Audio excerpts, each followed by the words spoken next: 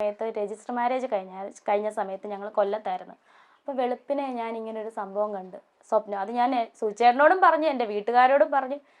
സുചേട്ടൻ ഷൂട്ടിന് വരുന്നു, ഷൂട്ട് കഴിഞ്ഞ് വരുന്നു, കാറടിച്ച് മരിക്കുന്നു എന്ന് ഞാൻ കണ്ട കാര്യം. ഇപ്പം 4 വർഷം മുന്നേ കൊല്ലത്ത് വെച്ചിട്ട് കണ്ട കാര്യമാണ്. വെളുപ്പിനെ കണ്ട് ഞാൻ സ്വപ്നം 4 വർഷം. ആ സമയത്താണ് ഞാൻ കേട്ടിട്ടുണ്ട് വെളുപ്പിനെ കാണുന്ന സ്വപ്നം നടക്കും. ആ സമയത്താണ് ബാലുചേട്ടന്റെ മരണം. അപ്പൊ ഞാൻ ആലോചിച്ചത് എന്തുവാ ചോദിച്ചാൽ ആ സമയത്താ. അപ്പൊ ഞാൻ സുചേട്ടനോട് പറഞ്ഞു, സുചേട്ടൻ ഇന്ന പോലെ കണ്ടു. അപ്പൊ ആ സമയത്താണ് ആ സംഭവം ഉണ്ടായത്. അത് ആ ന്യൂസ് കണ്ടിട്ടാണോ എന്ന് എനിക്ക് ഓർമ്മയില്ല. അത് അറിഞ്ഞിട്ടാണോ ഇനി മനസ്സിലത് കിടന്നിട്ടാണോ അറിയത്തില്ല. നമുക്ക് ഭയങ്കര ഇഷ്ടമായിരുന്നു ബാലുചേട്ടനെ. പിന്നെ അതാണോന്നും അറിയത്തില്ല. എന്തായാലും ഞാൻ കണ്ട കാര്യമാണ്. അത് ഞാൻ പറയുകയും ചെയ്തു ഏട്ടൻ്റെ അടുത്ത്, വീട്ടിലും പറഞ്ഞു. ഞാൻ പ്രാർത്ഥിച്ചത് ദൈവമേ അങ്ങനെയൊന്നും വരത്തല്ലെന്ന്. അത് അന്ന് കണ്ട നീലപ്പെടുത അങ്ങനെയൊക്കെ ഉള്ള മനസ്സിൽ ആ സംഭവം കണ്ടത്. നീലപ്പെടുത സുചേട്ടൻ്റെ ഡെഡ് ബോഡി കൊണ്ടുവരുന്നത് കണ്ടതാ. അത് തന്നെ ഇങ്ങനെ വന്നു. അതിനുശേഷം ഞാൻ ചോദിക്കട്ടെ, ഇപ്പം പറഞ്ഞല്ലോ അതിന് ഇങ്ങനെ ഉറങ്ങി നിങ്ങൾ കിടന്നപ്പോഴും മോൻ്റെ അടുത്ത് പറഞ്ഞു എന്ന്. അത് കഴിഞ്ഞിട്ട് പിന്നെ ഒന്നും പറഞ്ഞിട്ടില്ല. പിന്നെ പറഞ്ഞത് ഈ പുണ്യാളൻ, പുതുപ്പള്ളി പുണ്യാളന്റെ പള്ളിയിൽ പോയായിരുന്നു. ഞങ്ങളെല്ലാം വെള്ളിയാഴ്ച പോയിരുന്നു. ഏട്ടനുള്ളപ്പോൾ ഏട്ടനും വരും. ഏട്ടൻ ഹിന്ദു ആണ്, പക്ഷെ എൻ്റെ കൂടെ പള്ളിയിൽ വരും. അപ്പോൾ ഈ പുണ്യാളന്റെ ഫോട്ടോയിൽ ഞാൻ അതുപോലെ റൂമിൽ സെയിം ഇരിക്കുമ്പോൾ പുള്ളി ഇങ്ങനെ തൊട്ടിട്ട് പറഞ്ഞു, ബാബുക്കുട്ടൻ നിനക്കൊരു വിഷമം ഉണ്ടല്ലേ, ഒന്നും ഉണ്ടാക്കിയില്ല, ഏട്ടനൊന്നും ഉണ്ടാക്കിയില്ലെന്ന്. ഏട്ടനല്ലേ പോവുകയാണെങ്കിലേ മുകളിലോട്ട് അപ്പച്ചൻ എന്നെ വിളിക്കുവാണെങ്കിൽ ഞാൻ വീടും നിങ്ങൾക്കുള്ള കുഞ്ഞുങ്ങൾക്കുള്ള സകല ഇതും തന്നിട്ടേ ഞാൻ പോകത്തുള്ളൂ എന്ന് പറഞ്ഞു. ബാക്ക് ടു ബാക്ക് ഇങ്ങനെ പറയുന്നുണ്ടായിരുന്നു. ഇത്രയാണ് പറഞ്ഞത്. ഇപ്പൊ ലാസ്റ്റ് പറഞ്ഞ ഈ ഒരു സംഭവത്തിന് ശേഷം അപ്പൊ ഏകദേശം എന്താ ഒരാഴ്ചക്കുള്ളിലാണ് പറഞ്ഞത്. അതെ. പിന്നെ ഭയങ്കര സന്തോഷമായിരുന്നു ഈ 24ന്റെ പ്രോഗ്രാമിന് വേണ്ടി. എന്തെന്നില്ലാത്ത ഭയങ്കര സന്തോഷം, ഉത്സാഹം. ലാസ്റ്റ് പ്രോഗ്രാമിന് ഭയങ്കര. അപ്പൊ ഞാൻ എന്തുവാ സംഭവം സുചേട്ടാ നമ്മുടെ വണ്ടിയിലല്ലേ, ഇപ്പം മോനെ ഓടിക്കുമായിരുന്നു. നമ്മുടെ വണ്ടി ഇല്ലില്ല മോനെ കൊണ്ടുവരുന്നില്ല, നിന്നെ ഏൽപ്പിച്ചിട്ട് പോവാണ്. പിന്നെ ഇതെന്താ ചോദിച്ചേട്ടാ പിന്നെ എങ്ങനെ പോകും? ഞാൻ ട്രെയിന് പോകും, ആദ്യം ട്രെയിന് പോകുമെന്ന് പറഞ്ഞു. അപ്പം ഞാൻ ചോദിച്ചേട്ടാ ഞങ്ങളെയും കൂടെ കൊണ്ടുപോകാവോ? 24ന്റെ പരിപാടിയില്ല, ഞങ്ങളെയും കൂടെ, ഞങ്ങൾ വെറുതെ ഇരിക്കില്ല, ഷൂട്ടൊന്നും അല്ലല്ലോ, പ്രോഗ്രാം. ഇല്ലില്ല നിങ്ങളെ അടുത്ത പ്രാവശ്യം കൊണ്ടുപോയി, ഈ പ്രാവശ്യം നിങ്ങളെ കൊണ്ടുപോകാൻ പറ്റത്തില്ലെന്ന്.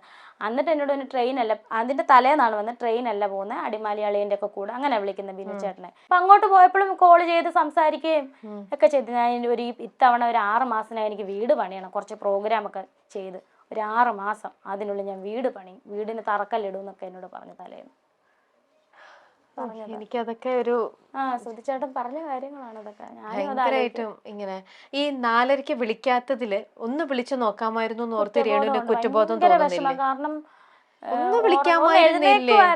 കാരണം ഞാൻ എന്നാന്ന് ഓർത്തത്, എന്തായാലും നിങ്ങൾ എണീറ്റു, ഒന്ന് വിളിക്കാമായിരുന്നു, നെറ്റ് ഒന്ന് എനിക്ക് ഓപ്പൺ ചെയ്യാമായിരുന്നു. ഇനിയിപ്പൊ എന്ത് പറഞ്ഞിട്ട് കാര്യമില്ലല്ലോ. ആ സമയത്ത് വിളിച്ചാൽ ചിലപ്പം ചേട്ടൻ എടുക്കത്തില്ലായിരിക്കും, കാരണം എന്റെ കോള് വരുമ്പോഴേ വിഷമമായിരിക്കും. ആ സമയത്ത് ഇടി കിട്ടിയല്ലോ, ആക്സിഡന്റ് നടന്നിട്ട് ആശുപത്രി കൊണ്ടുപോയിട്ടാണ് മരിക്കുന്നത്. ഹോസ്പിറ്റലിൽ ചെന്നിട്ടാണ് ഏട്ടൻ മരിക്കുന്നത്. നേഴ്സിനോട് പറഞ്ഞെന്ന്, ദൃക്സാക്ഷികളും പറഞ്ഞു, നേഴ്സും പറഞ്ഞു നെഞ്ചിൽ എന്തോ കെട്ടുന്ന പോലെ തോന്നുന്നു, ചിലപ്പം ഞങ്ങളെയൊക്കെ കാണത്തില്ല എന്നുള്ള ഇതായിരിക്കും, ഇനി ഒരിക്കലും കാണാൻ പറ്റില്ലല്ലോ എൻ്റെ പ്രിയപ്പെട്ടവരെ എന്നുള്ള രീതി ആയിരിക്കണം. സുധി ലാസ്റ്റ് ചെയ്തുകൊണ്ടിരുന്നത് ഫ്ലവേഴ്സിൽ സ്റ്റാർ മാജിക് എന്ന് പറഞ്ഞ പ്രോഗ്രാമാണ്. ഇന്നും ആ പ്രോഗ്രാം അതവിടെ നടക്കുന്നുണ്ട് അല്ലേ? അത് കാണുമ്പോൾ രേണുവിനത് കാണാൻ പറ്റുന്നുണ്ടോ? പറ്റത്തില്ല. ഞാൻ അതെപ്പോഴും ഓർക്കും, മരിച്ച നടന്മാർ, അയ്യോ അവരുടെ ഭാര്യമാർക്കൊക്കെ എന്നാ ഭാഗ്യം. സഹിക്കത്തില്ല. നമ്മൾ ആ ചാനൽ പകല് നോക്കുമ്പോൾ സ്വിച്ചാണ്ട് ഇത് കാണും, അന്നേരം ചാനൽ മാറ്റാൻ പറയും. ഇവിടെ എല്ലാവരും മാറ്റും അന്നേരം. ഞാൻ പറഞ്ഞു അമ്മേ കാണല്, ഇവിടെ കാണല്, അത് മാറ്റിക്കോളാൻ പറയും ചാനൽ. നമുക്ക് സഹിക്കാൻ കാണാറേ ഇല്ല. സ്വിച്ചാണ്ട് ഒന്നും കാണാറില്ല, ഒരു യൂട്യൂബിൽ ഒരു വീഡിയോ ഒന്നും കാണാറില്ല. മരിച്ചതിന് ശേഷം ഇപ്പം വരുന്ന ഈ ഒരു ഒന്നും കാണാറില്ല. കാണാൻ സഹിക്കാൻ പറ്റത്തില്ലെന്നേ. രേണു, നിങ്ങള് എത്ര നാളത്തെ പ്രണയമായിരുന്നു? ഞങ്ങള് ഒരുപാട് നാളൊന്നും പ്രണയിച്ചില്ല.